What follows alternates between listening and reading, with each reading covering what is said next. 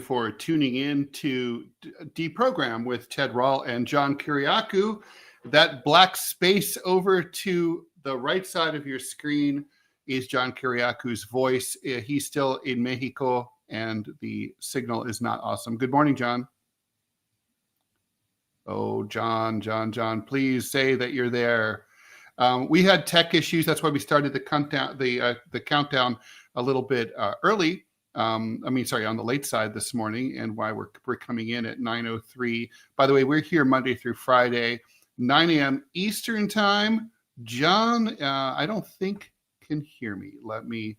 This is only for 2 more days, today and tomorrow. Here we say, John, we don't see or hear you. This is how we communicate. Try refreshing. Okay. This is real radio, people. This is how it goes. Anyway, so I'm going to keep talking until John pops back up. Maybe I'll bring in Robbie here just to fill up the space. Hi, Robbie. How are you? Doing good. Hey, we do have good news we can share, though. We do. Let's go ahead and do that. Yeah, let's go ahead and make that happen. So we fought the bastards, as Scary Girl says, and we won. We got remonetized over on YouTube. So for those of you who have been wanting to be able to donate and stuff over on YouTube, you are once again able to do that. So that's all taken care of. Also, today I will be going through and I will be adding a bunch more of John's interviews over on the Rumble channel. The reason I'm doing it on Rumble is because YouTube will blow you up if you have duplicate content, whereas Rumble doesn't care. So if you want to see John's interview with Joe Rogan or Tucker Carlson or anybody else, hop on over to Rumble. Promise you the weather is fine and it is not behind a paywall. So come right on into the kiddie waters. It's very nice. A redneck like me can do it. Y'all have no trouble at all. You're muted. Now I'm muted. So yeah, and also you don't have to use the PayPal anymore, although you're welcome to do that. That PayPal is deprogrampodcast@gmail.com. Like I said, the new time is now permanently until it's not, Monday through Friday, 9 a.m. John will be back stateside Monday, so hopefully these signal issues will go away. John, if you can hear me, or if you can just say something, we are here. Yeah, there you are. I get you. Just a little bit at a time. It's like a computer talking to me, and I apologize for this connectivity. They, air quote, upgraded the internet overnight, and it's just killed all of us here. I think we're all familiar with that phenomenon. Yeah, the upgrade was actually a downgrade. That happens. John, you're muted right now. I can see that. Can you repeat that, Ted? I just said we're all familiar with that phenomenon of the tech people making things worse while they're trying to improve them. Yeah, seriously. They put routers on practically every palm tree around here, and you think it would make it excellent coverage, and instead it ruined it. I mean, it's from the size of the tarantulas. It could also be signal interference from the tarantula. Yeah, it very well could. So, John, I'm glad we have you. So, John, we're going to keep you on audio only throughout this program and probably tomorrow as well, unless that upgrade actually manifests. And Robbie was just bringing us up to speed on the fact that we are now remonetized on YouTube, which means people, what's that called? The super chat. Super chat. That's it. Yep. So super chat, and also if they want to, they can also become channel subscribers. To be honest with you, if you want to do it on YouTube, we appreciate it. But now here's the thing: YouTube takes a 40% cut whenever someone becomes a channel subscriber, and really don't get anything extra out of it. On the flip side, though, if you come to Rumble, become a channel subscriber, it's $5 a month. They keep it all. And you can see all the premium content that YouTube won't let us put up. So you're going to get more bang for your buck over on Rumble, honestly. And speaking of Rumble, if you do decide to subscribe, Robbie and I did some detective work yesterday, and we discovered a quirk. Robbie. Yep. So what the quirk is, if you go over to Rumble, and if you click on the DeProgram channel, you'll see a red button that says subscribe. If you click on that, then what happens is that John and Ted, because we're in the creator program, they actually get profit sharing off of that. So in addition to the $5 a month, Rumble will actually pay them kind of like a headhunter's fee. So they actually will earn more money as just another way for them to monetize. And the reason why money is important is because just like us, they've got bills to pay, and it's just simply the best way to help them. Honestly, I'm working for these guys for free. I'm happy to do it, and the least that the viewers can do is support them, if nothing else, just by watching them on Rumble, where they actually will get paid for it. But honestly, John, you still there? Okay. I apologize. I can't hear anything. I can't see anything. Everything's just frozen. Oh my God. Robbie, please tell him that you hear him. Yeah, I will do it. I will text him right now. Okay. All right. So in the meantime, let's talk a little bit about what we intend to talk about here today. Hopefully we may not be able to do it, or maybe Robbie and I will end up doing it, but here we go. So today we've got a big story out of the U.S. Supreme Court. It looks, based on the oral arguments at the U.S. Supreme Court in the case of Louisiana versus Callais, that Section 2 of the Voting Rights Act is likely to be gutted completely. Now, what that would do is basically get rid of the race-based mandates inside the Voting Act for the way that the districts are gerrymandered or not gerrymandered. And so what that would do is ultimately eliminate 7 or 8 black majority districts in southern states, Alabama through Florida, by 2028. So effectively, if this goes through, and it looks likely to happen, Democrats would need to basically win elections 55 by 5 points or more in order to win at all. So basically, this would sort of hand the House of Representatives to the Republican Party for a generation or more. So we'll get into that. The situation in Venezuela, which I'm really hoping John's audio works for during that time, is escalating. Donald Trump has issued a finding that allows covert action against Venezuela inside Venezuela, including, and he's not ruling out airstrikes on land. He's been blowing up boats off the coast of Venezuela. Now he's saying that he might carry out airstrikes. That's looking increasingly like a war for regime change. The U.S. passport is losing its prestige. A powerful passport is one that allows you to visit as many countries as possible. The United States used to be one of the most powerful passports in the world. Its ranking keeps falling. This is not unique to Trump, although Trump's immigration crackdowns are contributing to it. It's been a steady trend, though, for years under Biden and Trump before, as well as Obama. Now we're down to number 12, tied with Malaysia. And finally, but not exclusively, we want to talk about these floppy disks, the digital dark ages. I wrote about this years ago when I discovered and heard about the fact that digital data degrades.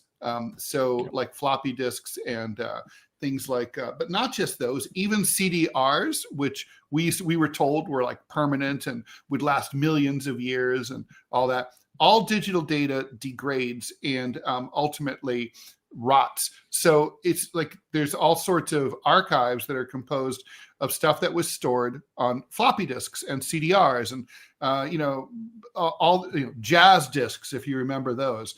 And those things, archivists are working hard to retrieve that data and converting it into more modern form. So we'll be getting into the digital dark ages, which is a cool idea. John, are you back? Yeah, I'm most of what you're saying, Ted. Can you hear me okay? Yes, absolutely. I noticed that the U.S. slipped into the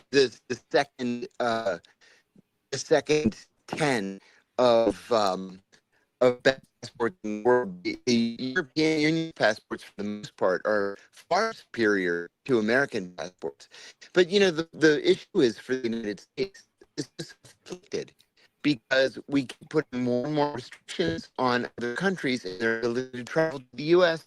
And then it's not going to happen to us because there's no such thing as reciprocity. Well, in fact, there is such a thing as reciprocity. If you want to the United States has to give access to the country. That's just not happening under Trump. I think I understand what John's saying there. John, you're basically every third word or every third syllable or so is dropping off there, but I'd rather have this than not at all. So yeah, no, I mean, yeah, reciprocity is important. That's something that a lot of Americans don't really understand. So what it basically means is that when it comes to diplomatic relations and things like visa fees, they go both ways. So for example, when I wanted to go to Russia the first time, I was shocked to learn that the visa fee was $400 US to go to Russia. And I thought, man, those dirty Ruskies.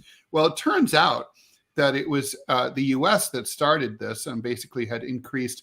They didn't want Russians to come to the United States.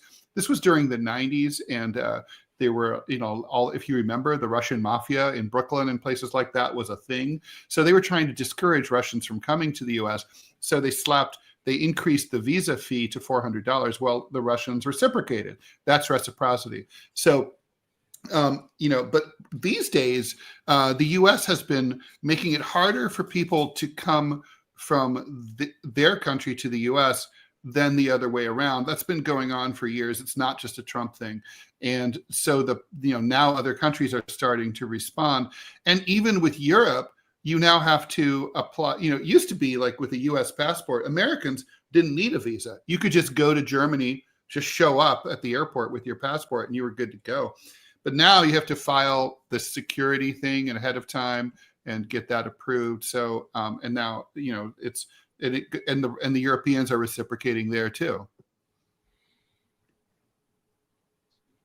So I have a question for you, Ted. I mean, I have not traveled overseas for, 20, 25 years. But me and the missus, we've been thinking about getting a passport and a visa and that kind of thing. We're just south of the Canadian border. Why not? What kind of advice would you give me and her as far as just be able to travel to more places without just getting hamstrung? Well, keep in mind, I'm only an American citizen, so it's not like I can get citizenship someplace else, but I just wondered what kind of options are there? Well, I don't want to exaggerate. I mean, the U.S. passport is still number 12 in the world, and there's 197 countries or so, right? So that's still pretty good. So the thing is that you just have to be aware that, there's John. Let's get him back. John. Hey, John. Do we hear you? Okay, do you hear us? Trying it again. There you are. I hear you. Man, this is brutal. I'm sorry to everybody. This is unexpected this morning. Yeah, it's your fault. John, this reminds me of trying to broadcast from Afghanistan in 2001. It was with a satellite phone. But I might have a better chance with a sat phone. Oh, you would? For sure. Listen, in all fairness, if Afghanistan has better roads, it leads to the reason they have better internet. So I'm just going to throw that out there. Just saying. Afghanistan does have, what it's so funny, right? So because they never had landlines, or I guess all the landlines were destroyed starting in the late 1970s. They built a really robust system of cell phone towers under NATO, and we left them that. And even it's crazy. Even in rural areas, you will get 4 bars in Afghanistan now. But back in the day, I was thinking there's sections of, Melrose Boulevard in Los Angeles that are complete blackout zones. Lower Manhattan along the Hudson River is a blackout zone. Gotcha. It's crazy. I mean, it's not like a lot of people live in Manhattan or LA though. So they don't really need good cell service. Yeah, no, for sure. But what advice could you give me about a passport? Oh, well, just get it. My big advice also is I always tell everyone, get the passport card too. Okay, here we go. Let's bring John in here. Okay, John. Okay. Ooh, huh? I even see you. Yeah. At least that. I can't hear you here. Well, I don't know about that. What do you think, Robbie? I think that's going to fly like a lead cloud there. Oh, here we go. Maybe. Or not. No, Mm. not today. John, Very John, good. your video is frozen. Maybe just go audio only again. Yeah. Because the Okay. video eats up a lot of bandwidth. All right, try now. Okay. I'm trying. Not having much in the way of luck. All I can say is I'm glad I have earphones. No, for sure. I could hear John. Johnny there? Yeah. I'm getting like every third or fourth syllable.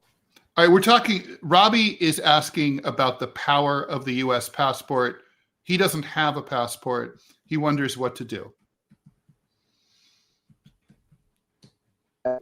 We're talking passport, you said. Yes. Yes, yes, yes. I'm sorry, I can't understand.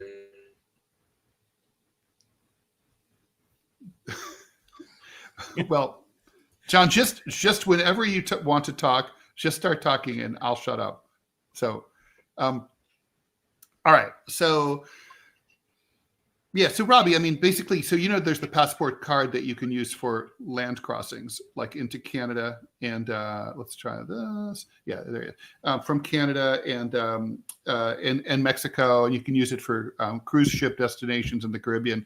Definitely get one of those, because I always think if things go tits up in the United States, you're going to have that in your pocket. You're not going to carry your passport with you. And if you ever need to hightail it to the Canadian border, you'll be able to, like in a blink of an eye, if there's ever like a national emergency of some sort, which these days is, still unlikely, but more likely than it has been at any point in my life, I think.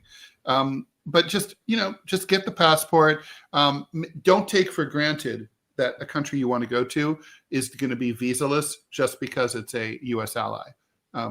France is a U.S. ally, but you don't really need a visa, but it de facto is a visa. Gotcha. That makes sense. Because really the only foreign country I've ever been to was Brazil, and that was a very long time ago. And that was a fun time, but things have changed. F. Husso is saying, thank you for the donation, by the way. So you're telling me there are criminal U.S. gangs wreaking havoc in Venezuela? I bet they have specific gang tattoos. We're talking about the CIA, of course. Yep. I'm dying to hear John's thoughts about Venezuela. John, are you there?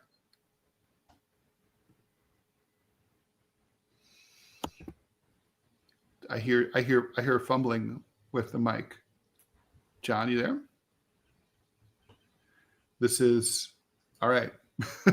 Well, all right. So anyway, I think, look, the import of this passport story, Robbie and John, is just that it's going to be, it makes it feel less prestigious to be an American citizen than it used to be. I mean, I've long noted that being a French citizen, which I also am, and I know you hate that, seems more powerful in many respects. Like if you're a French citizen and you're arrested in a foreign country, there's a far greater chance that the French will pull strings with the local authorities and pressure them to get you out, even if you committed a crime.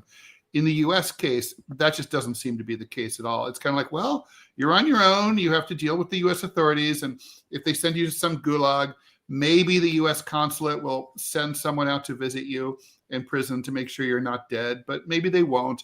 And to me, the fact that you now have to get visas to go to countries where we didn't used to have to makes U.S. citizenship feel less important. I think about like my ex-wife who was Taiwanese. She had a Taiwanese passport, which I think is one of the least powerful passports in the world. It's like, I think it only gets you into about 11 countries. And a lot of them are like Pacific Islands nations like Tuvalu and Vanuatu. It's like there's not many like real countries, quote unquote, that you can travel to it on. Although Taiwan's not a real country either. So, I mean, that's true. It makes sense that they have a weak passport because it's a province in rebellion. So that's true. It is what it is, right? Right. That's right. The Taiwan passport. But although it's like, I always wanted a Taiwan passport because I was married to a Taiwanese national, but they're misogynist Texas dogs there. You have to, I don't know if they've changed the rule, but but at the time, until we got divorced, you had to be, if a Taiwanese man married a foreign woman, she could get Taiwanese citizenship, but a Taiwanese woman cannot confer it to her for her foreign husband. Oh, that's kind of sexist, but no, whatever, Yeah. I guess. You think? Patriarchal society much? Yeah, just a little bit. But I mean, here's, and now granted, you and John travel a lot more than I have, obviously. I guess the thing that I don't really understand about the whole thing about visas, if we occupy the country, by definition, we own it. So why do we even need that to begin with? Like, for example, Germany. Germany's our bitch. They're on their knees. We occupy them. What say do they have? I mean, I understand on paper. Well, we have. I know what you're saying. Country, you're exaggerating. I mean, we have a base there, right? But like, or a bit, maybe several. I don't even know. Yeah, no, we have several bases there. I mean, we have like 100,000 men there. Yeah. No, they are our bitch. That's true. And technically speaking, until very recently, we didn't need a visa to go to Germany. You could just show up. But that's not how it is. John, any luck? Oh man. All right. So I guess we'll leave that there. This is gonna be the Ted Robbie show. It will be. I hope that gets resolved by tomorrow. But yes, it is what it is. Robbie, I'm curious what you're going to have to say about this. John, if you have something to say, seriously, just talk. The Supreme Court has just heard oral arguments about this lawsuit called Louisiana versus Callais. It's about court redistricting / gerrymandering in the House of Representatives. And they're trying to determine, and under the Voting Rights Act of 1965, the act requires that racial composition be taken into account in redistricting, and specifically that you can't use redistricting to, for example, chop up contiguous Black neighborhoods into separate voting districts in order to separate what would be most likely a majority Democratic vote. So there's been an argument that conservatives have been making for years, which is that the Voting Rights Act is no longer pertinent. Race relations have evolved and progressed a great deal since 1965, and that these requirements that were necessary under Jim Crow are no longer needed. And so it looks like the Supreme Court, with its 6-3 conservative majority, is inclined to agree with the Republicans on this point, and then that'll go away. If you look at the map in the New York Times story about this, you see basically a sea of red districts in the South, as you'd expect. But I should also point out that even states like Missouri, Mississippi and Alabama, which are the most Republican states in the country, are still 40% Democratic, right? So it's not like there's no Democrats who live there. Like 2/5 of the population is Democratic, but they don't have very many congressional districts, many congressmen to represent them. This situation will make it so that there's almost no, Democratic seats anywhere in the South. There's only going to be like 1 or 2 here and there. And so what would be needed then? So it used to be that, like, to control the House of Representatives, Democrats roughly needed nationally, on average, by district, obviously 50.1% of the vote or more. Now that has been sliding, and this would probably increase it to Democrats would have to get a 5% lead. In other words, 52.5 or more to 47.45 or less in order to get the House. I mean, that doesn't seem very small d Democratic, does it? No, it doesn't. But I mean, I can also see, I can see both sides of the argument, right? So one, in 1965, the country was majority white, and now that's because of demographic change, immigration. That's obviously no longer the case. So all you got to do is just search demographic change in the United States on Google, and you see that racial makeup isn't what it was in 1965. Also, I want to point out that the Democrats have California, and they don't mind gerrymandering the hell out of that state for their own benefit. So political parties are going to do what they're going to do. It sucks. It's factional politics, and I don't really know how you fix this, because the whole why he's racist there in the South doesn't really make a whole lot of sense when you have mass immigration of millions of people both legal and illegal, changing the demographic makeup. So it doesn't even matter anymore. Well, I mean, for the record, though, I mean, California is doing this in response to the Republicans, and even though both parties have been, have been doing it, there's no question that the record shows that the Democratic Party's done it a lot less than the Republicans have in recent decades. So it's, I mean, to me, this is an unresolvable problem because, like you said, parties are going to do what parties are going to do.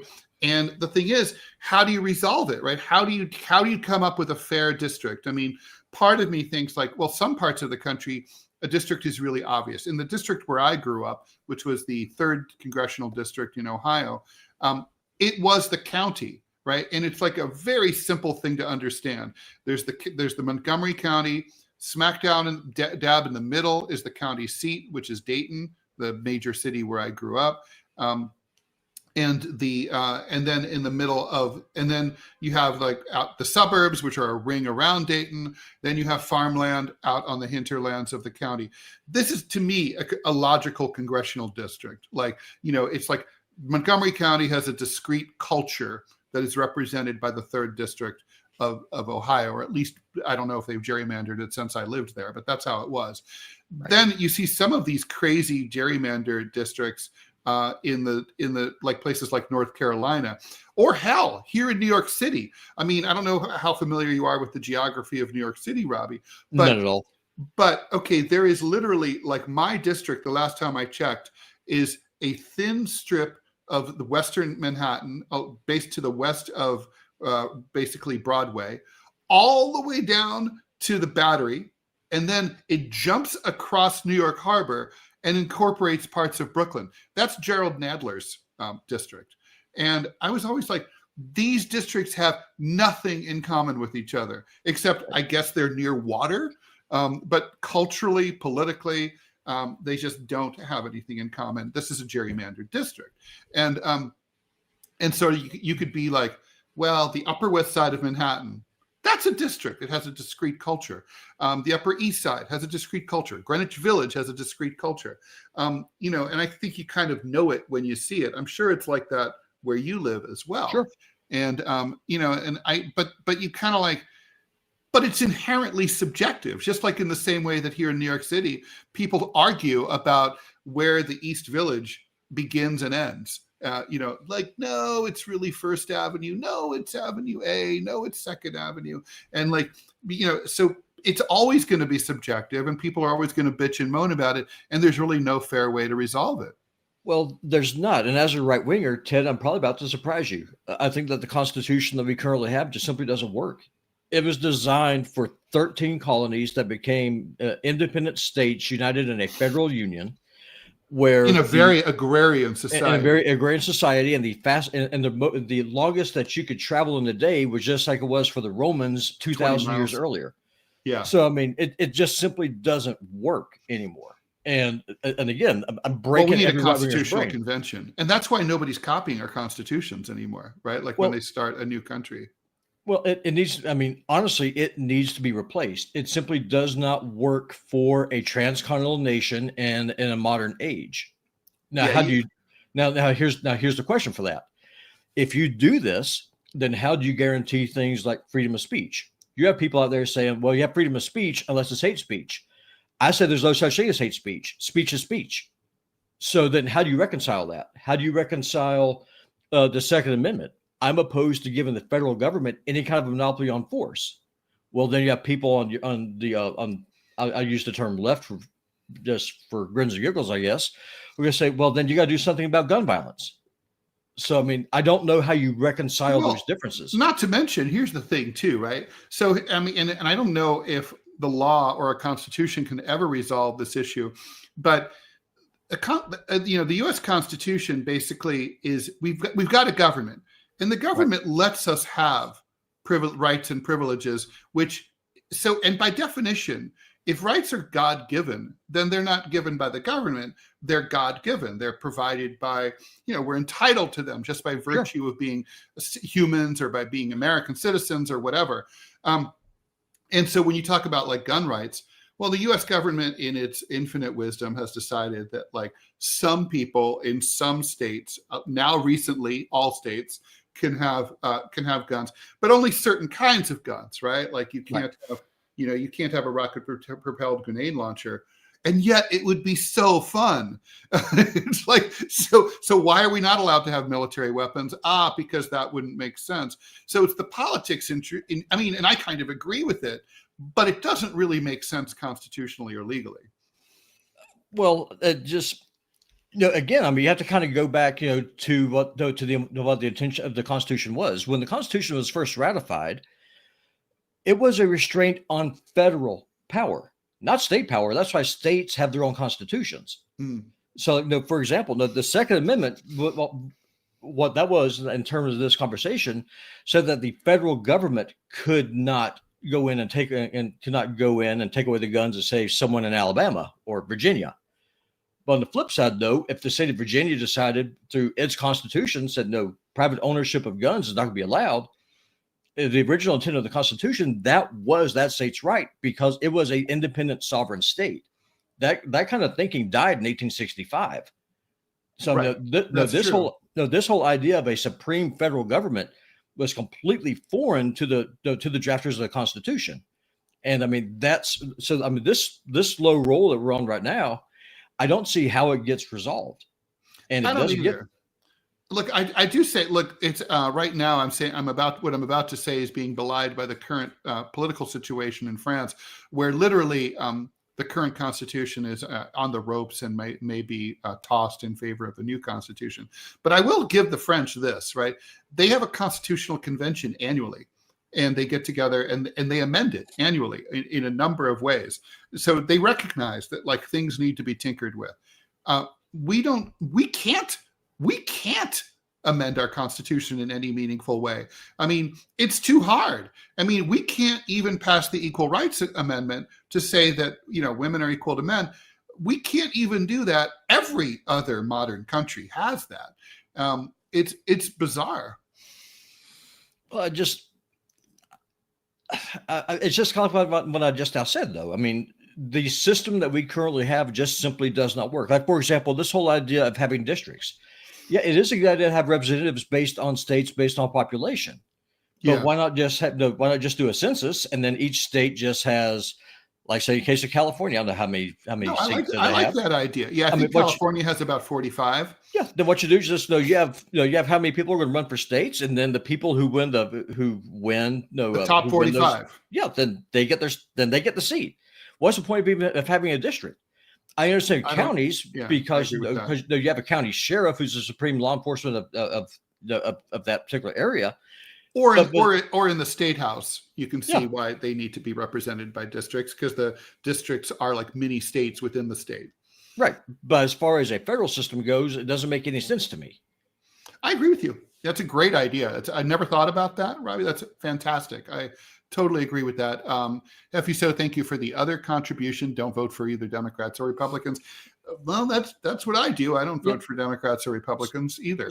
So I have a question for you, Ted. I'm going to kind of bounce off of it. By the way, before you say that, just if for people who are just joining us and wondering where's John, Robbie West is sitting in right now because we're trying to get John. John's in Mexico, in rural Baja, California, and he's got like no signal strength whatsoever. So we're trying to get him back. But in the meantime, we're going to try to keep the needle moving, as they say. Go ahead, Robbie. Yeah, for sure. So a couple of people have made comments over on YouTube. I'm just curious about your take on this. Great. For example, talking about the Second Amendment specifically. My whole idea about it is not so much about guns and gun ownership. It's about denying the federal government or any government a monopoly on force. For example, if you support the Black Lives Matter movement and you oppose a militarized police, which I do, then it's kind of hard to do that if you don't have any way of pushing back because they have a monopoly on force. And if you believe that you have a systemically racist government, which a lot of people do. I do. How do you push back on that then if that government has all the guns? Mao Zedong said it best. Political power grows out of the barrel of a rifle. So if you have no guns, how do you push back? Well, that's right. I mean, it's kind of like, I mean, basically 99% of the time, that's the situation. The government has a monopoly on military power and the force of the police. Look at what's going on right now with ICE, right? Chicago is resisting ICE. They're throwing things at them. They're trolling them. They're following them around. But the point is, ICE has the advantage because they have the weapons. Now, the only exception in a historical moment, as you know, Robbie, is during a revolution. We know that every revolution has involved a popular uprising against a superior armed governmental force. And then what that usually entails is the collapse of the outgoing regime. And it internally starts to crumble. And often members of the military basically refuse to fire on their fellow citizens because they start to feel more compassion and alignment politically and otherwise emotionally with their fellow citizens than their bosses who are telling them to kill their fellow citizens. So that's the only exception. And revolutions obviously don't happen very often. In the US, I don't know, we obviously only had one real one in 250 years. I would argue that, the Civil War comes close to qualifying. Well, it was a failed revolution. Right. It's a revolution, but it's a failed one. Most revolutions do fail too, or they turn into something completely like the French Revolution. It succeeded, but it ended up destroying itself. So correct.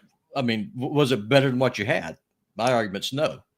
Well, I mean, yeah, no, I mean, the French Revolution is a very complicated story, of course. I always like the Zhou Enlai quote where he met Richard Nixon for the first time. Henry Kissinger. And Kissinger, asked him like, so what did you think of the French Revolution? And Zhou Enlai famously said, it's too early to tell. Yeah, sure. It's so great. No, which is accurate. So we're still trying to get John back. In the meantime, let's talk about Venezuela, shall we? Sure. So a couple days ago, Donald Trump announced a fifth boat strike. Total of 26 or 27 Venezuelans, depending on how you count them, have been killed in boats off the coast of Venezuela. Supposedly, these are drug runners going to Southern Caribbean, like places like Trinidad. And supposedly they were members of Tren de Aragua.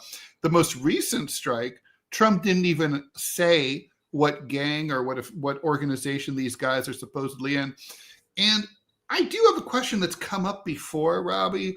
Sure. And this question, though, it's been nagging at me. And that's sort of the way my brain works. Sometimes it's like a little man, like to quote Edward G. Robinson in Double Indemnity, is just bugging me. And my little man is asking me, like, Ted, why are there so many people on these drug boats?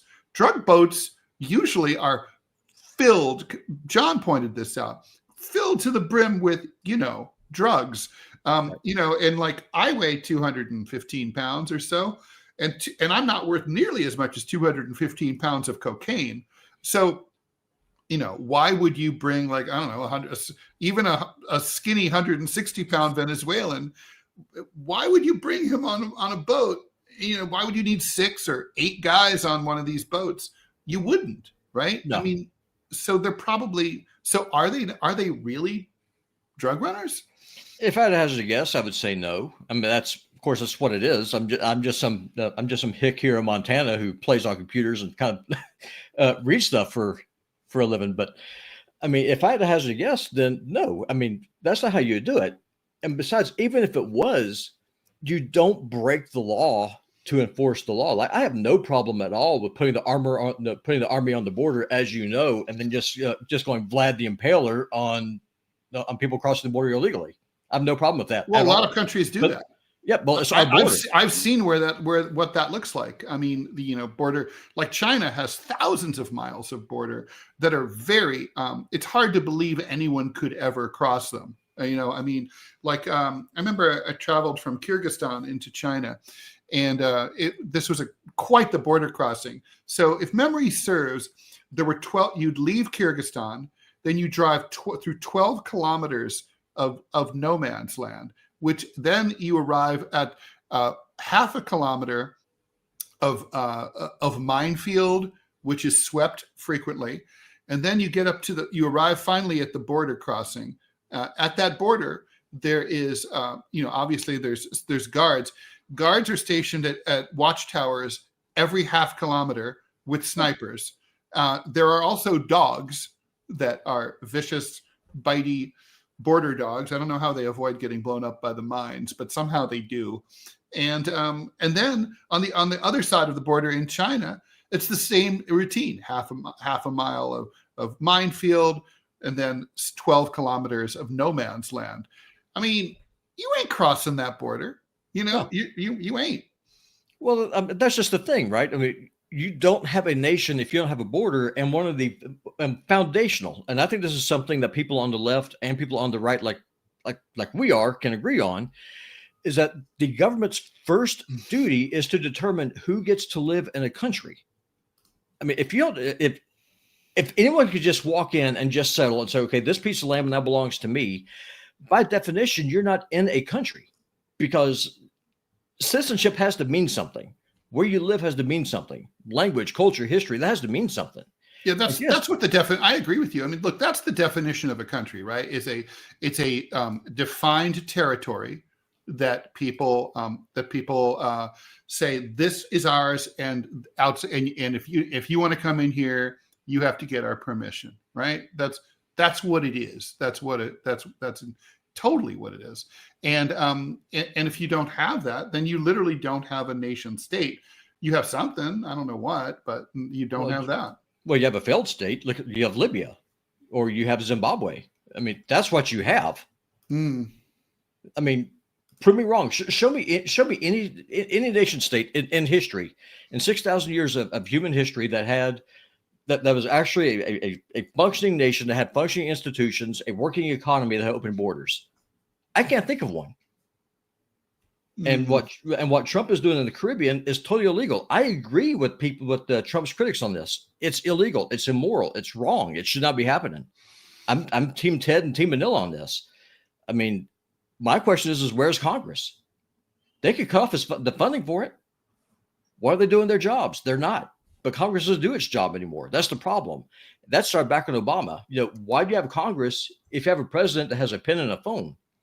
And that's been the model for the last three. That is I'm totally. Sorry, I'm distracted here with the tech stuff here. No, you're good. I'm trying to keep track of the text with the chat and stuff. And I'm just it's hard for us to do it all. It's like it really is a 3-man operation for a 2-man show. It really just is.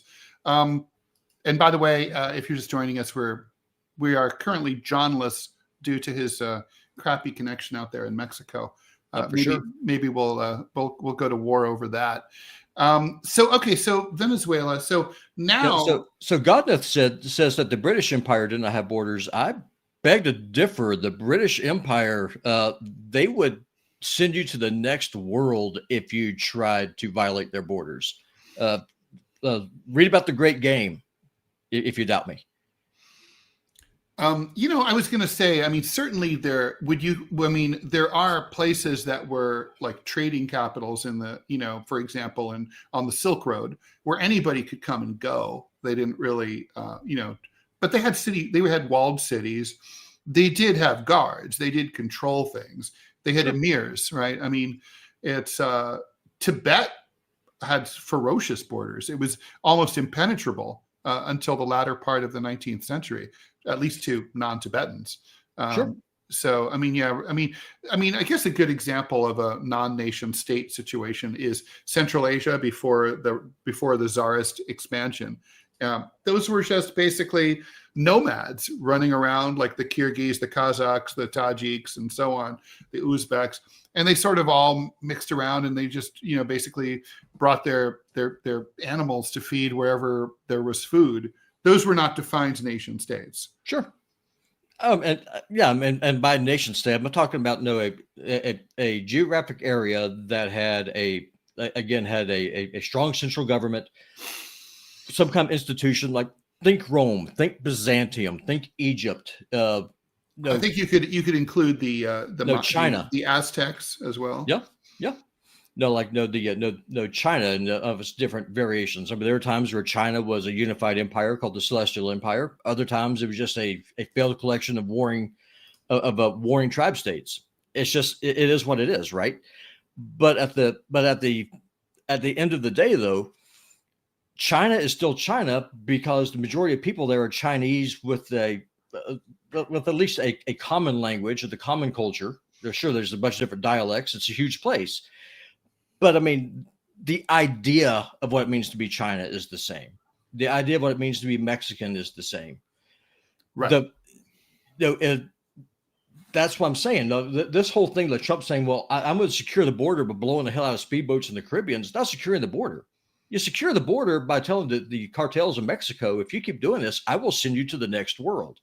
That's how you do it. You do it at home. But these are random people, right? And sure. So, like, I mean, it's a criminal act. It is definitely a criminal act. And even if they were drug dealers, I mean, here's the thing too, right? Like the administration probably knows who these people are.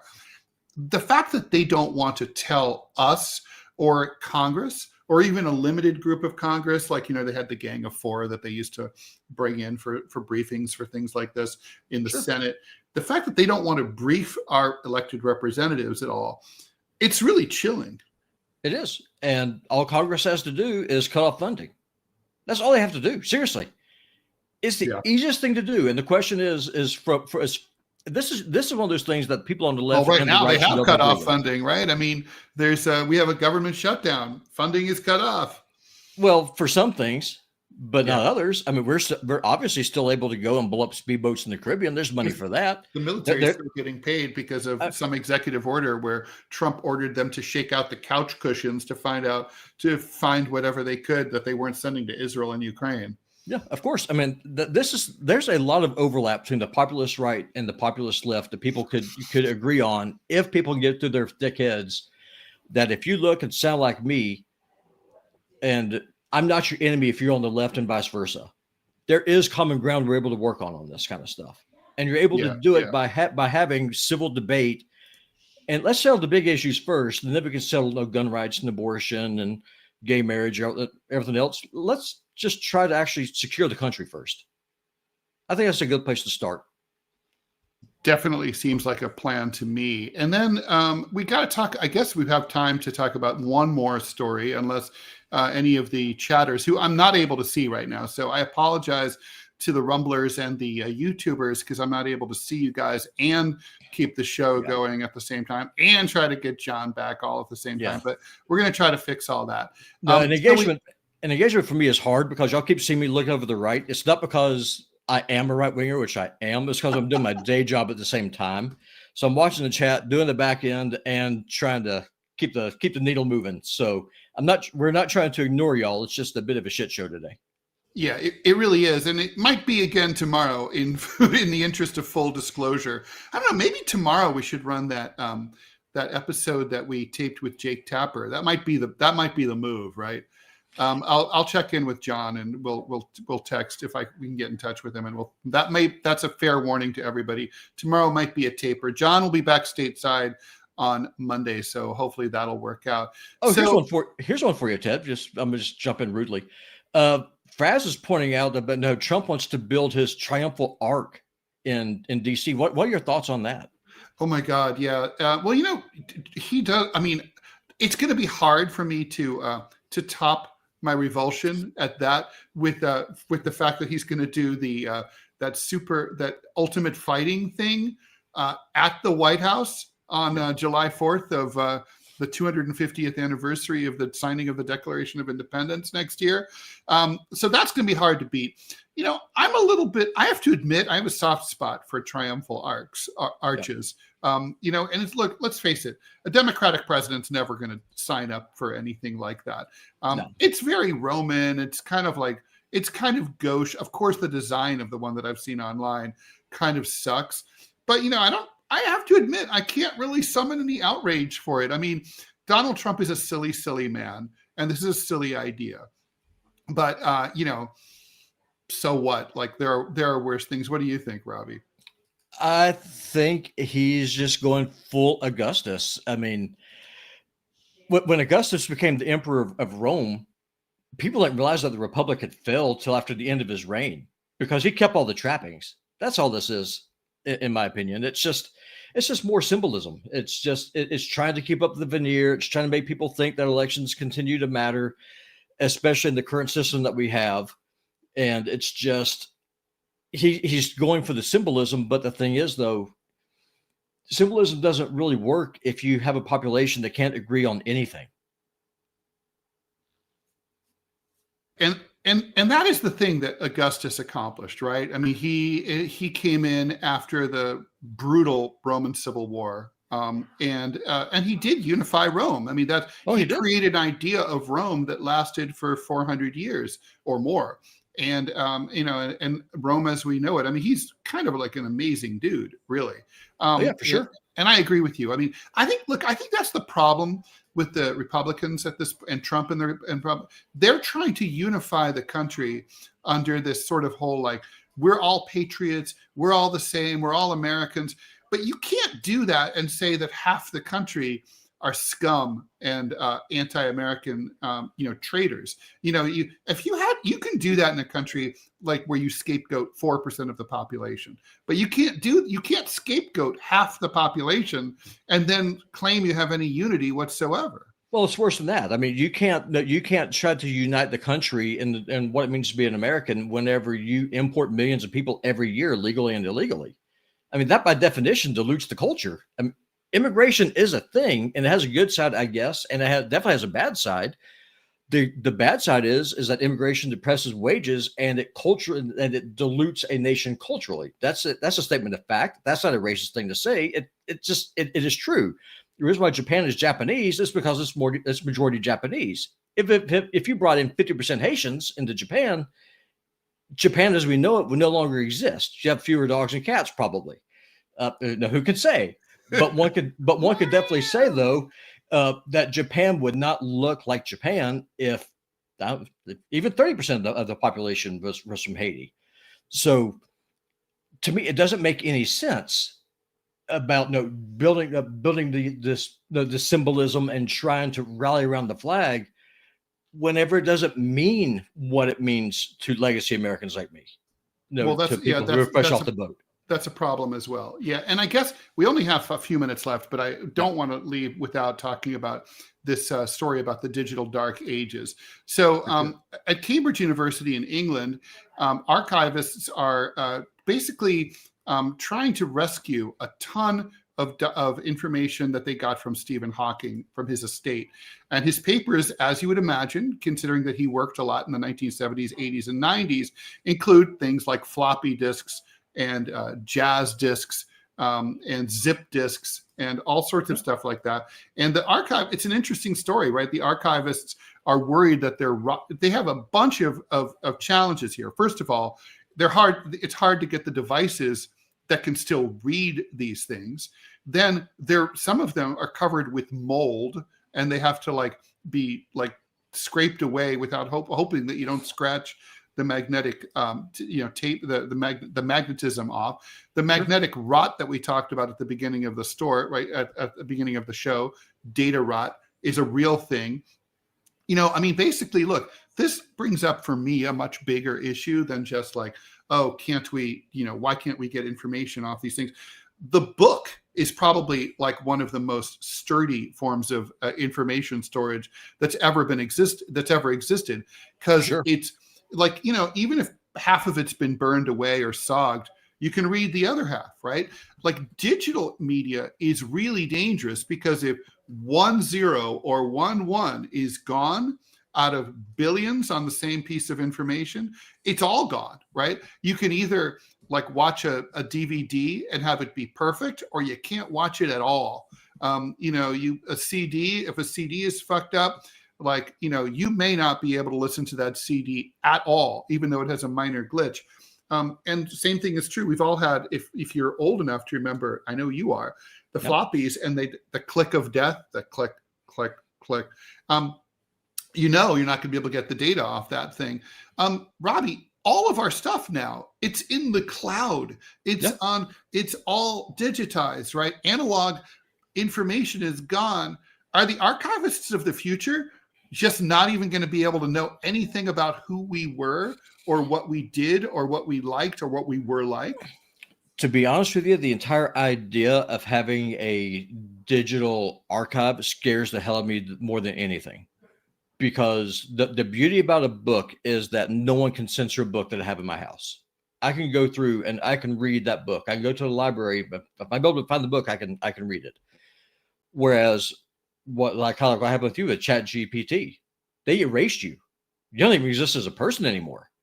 So if you go through, take that a step further, I mean, you could wipe out, books and just suppress thought, and it terrifies me. It's not a good idea. We need more books. We need physical hard copies. We need analog. Yeah, we need analog backups at least, right? But I mean, in reality, it's not going to happen. And think about, it's also funny, right? Like we've never taken as many photographs in any time in U.S. in America in world history. Yeah, I mean, obviously there are billions of photos being taken every day on iPhones, right? But nobody keeps them. They stay on your phone. If you lose your phone, you lose those pictures. Nobody ever goes back and like processes them and then occasionally prints them out and creates a photo album. They're just gone. I mean, they're going to be gone. Like everything we're recording like crazy, but we're not keeping anything.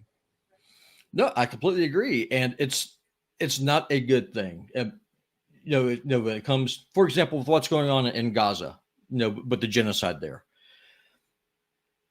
you have a handful of oligarchs that control what can be shared, what can't be, and you're completely at the mercy of Elon Musk and people of his ilk, and said, well, this is offensive, this is anti-Semitic, this is bad, this is a social pathogen, and it's not a good thing. It's not a good look. Now I got to jump over and start getting the TMI show ready, Ted. So you'll be on your own here for just a second.